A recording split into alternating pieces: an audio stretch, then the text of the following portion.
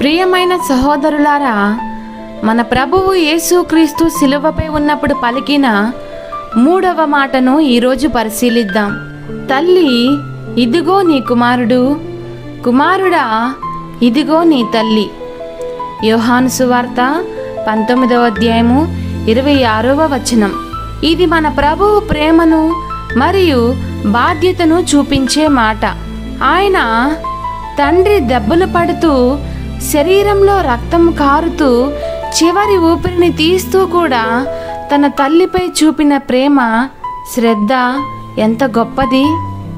ఇది మనకు 3 గొప్ప విషయాలను చెప్తుంది. మొదటిది, కుటుంబం పట్ల ఉన్న ప్రేమ. సిలువపై ఉన్నప్పుడు కూడా యేసు తన తల్లి మరియ గురించి ఆలోచించాడు. తల్లి హృదయం తొణకలవుతుంది తన కుమారుడి బాధను చూస్తూ. కానీ యేసు ఆమెను ఒంటరిగా వదలలేదు. యోహాను శిష్యునికి ఆమెను అప్పగించాడు. ఇది మనకెందుకు ముఖ్యం అంటే, మన కుటుంబానికి ప్రేమను చూపించడం దేవునికి ఎంతో ప్రీతికరం. రెండవది, బాధ్యతను తీసుకోవడం. యేసు తన బాధలోనూ బాధ్యతను మర్చిపోలేదు.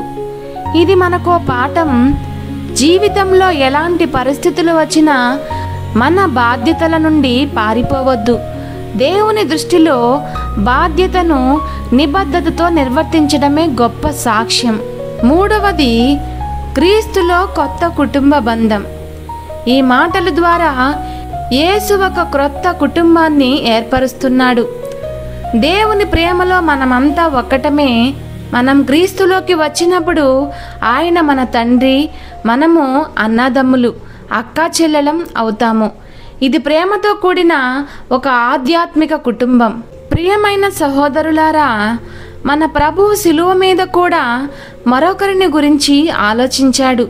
ఇది ప్రేమకు పరిపూర్ణ రూపం. మన జీవితాల్లో మనం కూడా అలాంటి ప్రేమను, బాధ్యతను, పరస్పర బంధాన్ని కలిగి ఉండాలి. అదే నిజమైన క్రీస్తు మార్గం. ఈ సందేశం మీకు నచ్చినట్లయితే లైక్ చేయండి, షేర్ చేయండి. మరిన్ని బైబిల్ వాక్యాల కోసం సబ్స్క్రైబ్ చేయండి. Thank you for watching.